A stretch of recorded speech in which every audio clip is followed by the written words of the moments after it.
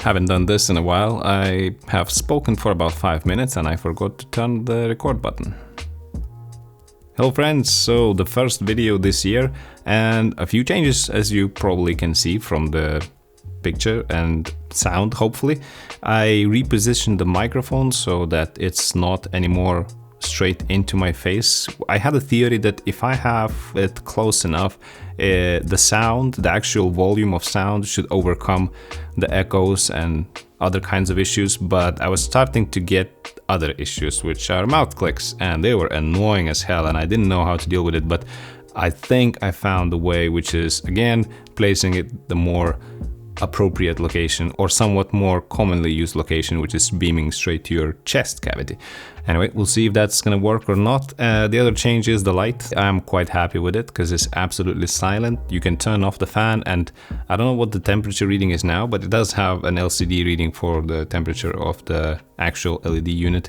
We'll see in the future. In this video, however, I'll be talking about the NVMe enclosures for the M.2 drives that you would normally attach to a current lineup of Blackmagic cameras. It's not limited to Blackmagic. Any camera that would accept this external USB-C type of drive should be able to use that kind of enclosure, but I wanted to specifically test out two main manufacturers. Actually, there's three, but I am yet to find the third one available on Amazon, so I only found two of the hardware enclosure microcontroller. For those who are new to this channel, you may know or may not know, I am an IT professional and I've been working in the industry for a number of years and been an enthusiast for even more years. So I do know about these things a little bit more than an average person, so hopefully this will help you to make up your mind when you're about to purchase one. So far I've been using this Spherical enclosure and it has not let me down until very recently when I couldn't connect to a Windows PC with it, but it was fine still on the Mac, so I presume there's just a motherboard issue with the Windows PC that actually ended up going kaput on me altogether. So anyway, that's a long story for next time. The reason why I wanted to upgrade or change from this is no particular reason, it still works fine. I just wanted to see what's out there in terms of the controllers, and I wanted to see if there is any improvements in the current controller that I'm using. This is the RTL9210B or Realtek. I didn't even realize that before I bought it, but it actually is one of the best ones you can get. And yes, it's true. For me, it edits fantastic from it. Never had any issues with it. And I carried that thing through the desert and rain and whatever.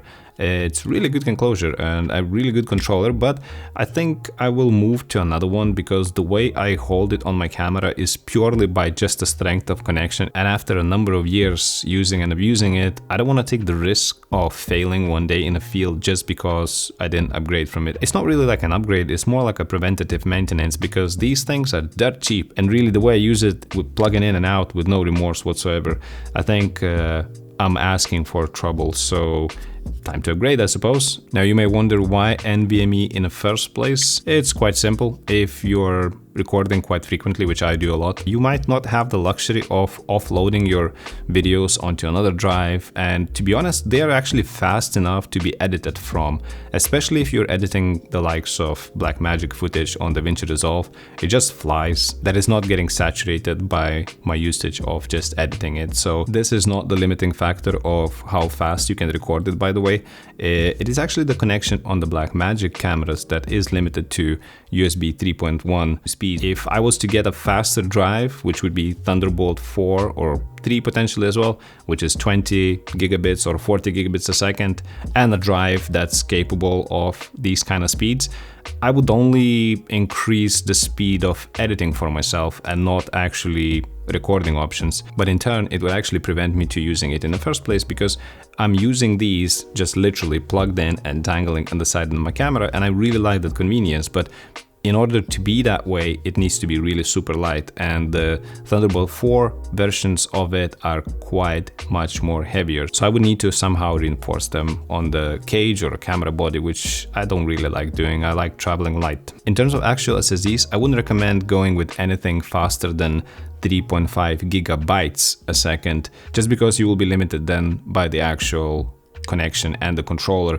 and the camera connection, obviously. So getting a drive that's about 3.5 gigabytes per second, it's kind of a good middle ground in terms of future proofing and having a fast enough media to edit from. Obviously there is latency to be considered for, and faster drives will have a slightly bit lower latency, but again, you'll be limited by the actual enclosure and its ability to have lower latency and whatnot. So if you're even considering getting the PCIe 4 drive, yeah, maybe it's okay for the very far future, because those drives on average are about 5 to 6 gigabytes per second. So the drives are not there yet, and I haven't seen enclosures to be as popular as these things. These things are dirt cheap in terms of what you get for it. They used to be crazy expensive, but they went down in price. So anybody can pick them up and have a large storage. The drives themselves, the PCI 3.5 gigabytes a second or so,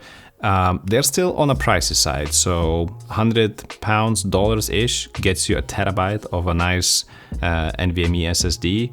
And to be honest, I don't see why would you want any bigger. When I travel, I deliberately tried to have my recording drive not so big, so I could daily back it up into my bigger drive, and then that bigger drive gets cloned onto another drive. So yeah, backups, very important. Make sure that you don't have one huge drive that you record everything into and it's not being backed up. So the two drives I decided to test today is, one is the Orico brand, is very popular. They are doing all kinds of enclosures. They used to be not that great, but during last years, I think they're dominated a little bit of the market, so they may be reinvested into the research and development, and more importantly, quality control. So I think they're quite a bit better now than they used to be. And the second one is the super fast Tech Q583, which is funny because the second controller I'll be reviewing is JMS 583 made by Micron. People don't say really good things about them because the first 3 iterations are kinda prone to bugs.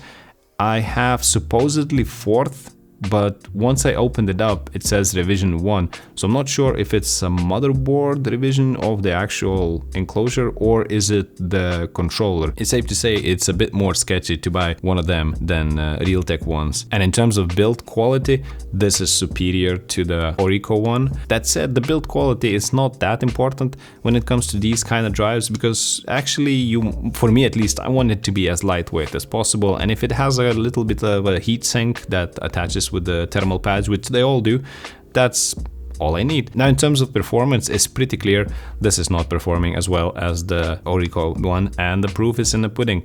Going forward, obviously I'll be sticking with the Realtek, and that Orico drive is perfect for me because it's lighter, it's smaller. I wish it was all metal, but unfortunately most of the body is plastic. It's just a metal heatsink. On the other hand, you have much lighter weight, and this is for me most important, the weight and the controller. If you're planning to do that kind of thing and have the drive attached to your one of the Blackmagic cameras that you may own. And in terms of final thoughts, well, China A is improving, which is fantastic. So it means that we're getting higher quality gear than we used to have and cheaper. B, I really wish Blackmagic would have upgraded their USB Type-C to USB Type-C Thunderbolt, or I don't know, PCIe 4 if they can push that far, because we're actually now limited by its connection rather than anything else in order to record to external media, and I don't ever see myself going back and recording it to cards and then offloading the footage. That's never gonna happen. I'm so got used to just plug the cable in, hit record, unplug it, plug it into my laptop, and edit. That's it. I don't want any more extra steps than is necessary. And for those who are shooting and editing frequently, you know exactly what I mean. Every single step counts. And C, hopefully the PCIe 4 based drive enclosures and connections will be developed sooner and we can have faster editing and recording experience. I really want a new camera from Blackmagic, and I don't know if it's gonna happen next year with all the chip shortages and whatnot, but one can only hope. Anyway, that's it from me for now, and I'll see you in the next one. Bye.